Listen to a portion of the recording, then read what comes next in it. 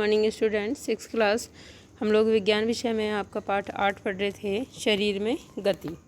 तो शरीर में गति के लिए मैंने आपको बताया था कल कुछ हमने एक्टिविटी करी, क्रियाकलाप करे थे कि किस तरह से जो है वो हाथ को पैर को घुमा कर देखते हैं, हम लोग गर्दन को घुमा कर देखते हैं। तो ये भी देखा हमने कि किस भाई कुछ अंग जो है वो शरीर की गति कर पाते हैं, पूरी तरह गोल गोल घूम पाते हैं, जबकि कुछ जो है कि दिशाओं में गति करते हैं। तो देखिए शरीर में होने वाली गति को समझने के लिए चलिए क्रियाकलाप करते हैं कुछ और। क्रियाकलाप एक है आपका, एक पैमाने को अपने हाथ पर चित्र 8.1 में दर्शाई गई स्थिति में रखिए, जिससे आपकी कोहनी पैमाने के मध्य में रहे। देखो जिस तरह से ये चित्र में बच्चे के कोहनी या हाथ पर जो पैमाना बांध रखा है, ऐसे ही आपको बांधना है। अपने मित्र से पैमाने तथा हाथ को एक साथ बांधने के लिए कहिए। अब अपनी कोहनी को मोड़ने का प्रयास कीजिए। क्या आप इसे मोड़ पाएंगे? नहीं ना, नहीं मोड़ सकते हम लोग इसे। तो चलो देखें क्या पता चलता है इससे। क्या आपने ध्यान दिया कि हम शरीर के विभिन्न भागों को उस स्थान से मोड़ अथवा घुमा पाते हैं जहां दो हिस्से एक दूसरे से जुड़े हों, अर्थात दो अस्थियां जुड़ी हों एक दूसरे से, या फिर कोई भी दो भाग जहां जुड़ते हैं वहीं से हम लोग गति करा पाते हैं हमारे अंगों को। उदाहरण के लिए कोहनी, कंधा और गर्दन ऐसे भाग हैं जहाँ पर दो हिस्से कम से कम आपस में जुड़े होते हैं। क्या आप ऐसे कुछ अन्य भागों के नाम बता सकते हैं? इन स्थानों को संधि कहते हैं, यानी जहाँ दो या दो से अधिक अंग जुड़ते हैं उन स्थानों को संधि कहते हैं। जहाँ भी दो अस्थियाँ जुड़ी हों या दो भाग जुड़े हों शरीर के, उसे संधि या जोड़ कहते हैं बच्चों। यदि हमारे शरीर में कोई संधि नहीं होती तो आपके विचार में क्या हमारे लिए किसी भी प्रकार की गति करना संभव हो पाता? नहीं। हमारे हाथ पैर बिल्कुल सीधे ही रहते, ना तो हाथ मोड़कर हम मुंह में कुछ डाल पाते, ना ही बैठ पाते, ना लेट पाते, ना करवट ले पाते। ये विभिन्न तरह की गतियाँ जो है वो नहीं हो पाती बच्चों। वास्तव में इन संधियों को कौन सी वस्तु परस्पर बांधती है? देखिए ये संधियाँ जो है जहाँ दो अस्थि जुड़ी हो आपस में, वो कैसे बंधी रहती है ये देखेंगे। अपनी अंगुली द्वारा अपने सिर, चेहरे, गर्दन, नाक, कान, कंधे के पीछे, हाथ, पैर, अंगुली, पादांगुली यानी पैर की उंगलियों को दबाकर देखिए। क्या आपको ऐसा अनुभव हुआ कि आपकी अंगुली किसी कठोर वस्तु को दबा रही है? ये कठोर संरचनाएं अस्थियां हैं, यानी हड्डियां हैं हमारी। अपने शरीर के अन्य भागों में इसको दोहराइए। इतनी सारी अस्थियां, जब अस्थियों को नहीं मोड़ा जा सकता तब हम अपनी कोहनी को कैसे मोड़ लेते हैं? हाथ के ऊपरी हिस्से से लेकर कलाई तक एक ही लंबी अस्थि नहीं होती है, वास्तव में अनेक अस्थियां कोहनी तक जुड़ी रहती हैं। इस प्रकार हमारे शरीर के प्रत्येक हिस्से में अनेक अस्थियां, यानी हमारे शरीर के हर अंग में अनेक अस्थियां हैं, केवल एक ही अस्थि नहीं है।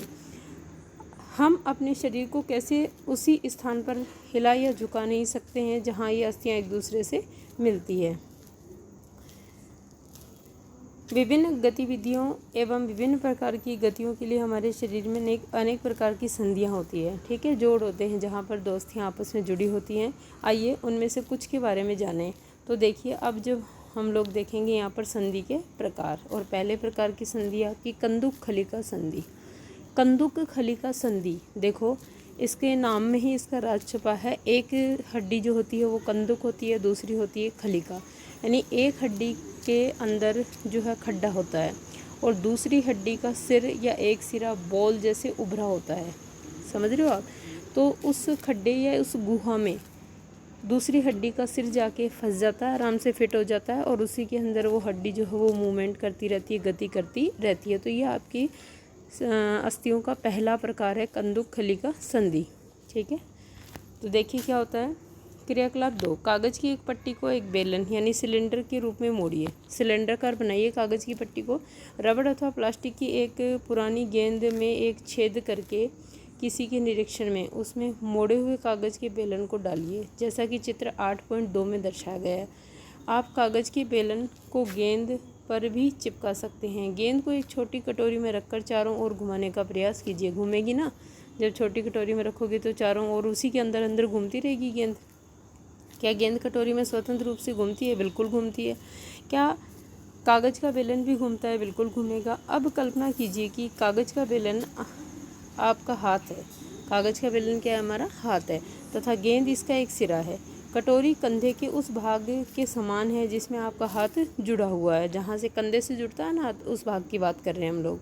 एक अस्थि का गेंद वाला गोल हिस्सा दूसरी अस्थि की कटोरी रूपी गुहिका में धंसा हुआ है। चित्र 8.3 में देख लीजिए। इस प्रकार की संधि सभी दिशाओं में गति प्रदान करती है, यानी हम अपने हाथ को रोटेट घुमा सकते हैं ना, गोल गोल घुमा सकते हैं।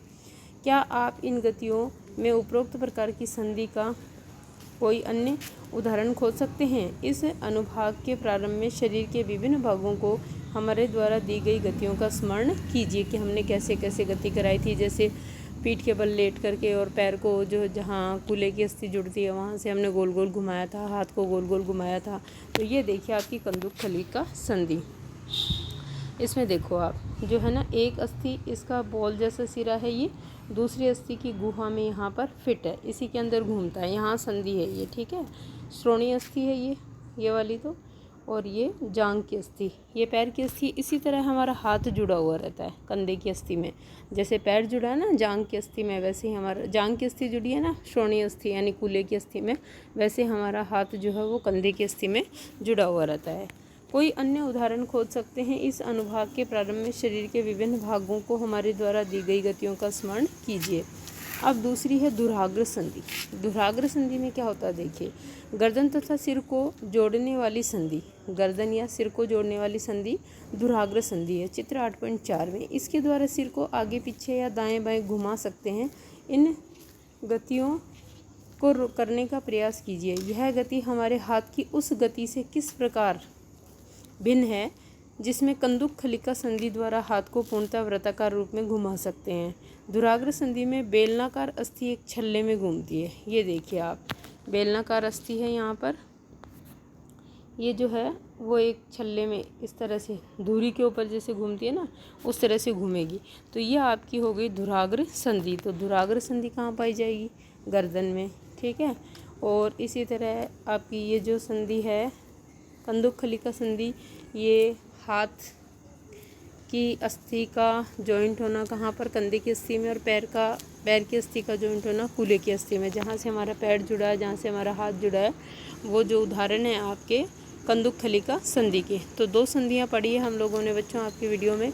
आगे की संधि और भी प्रकार की होती है, आगे की संधि हम लोग अगले वीडियो में पढ़ेंगे। और यहाँ से दोनों प्रकार की संधियों का वर्णन आपको अपनी कॉपी में करना है as a homework. Okay students.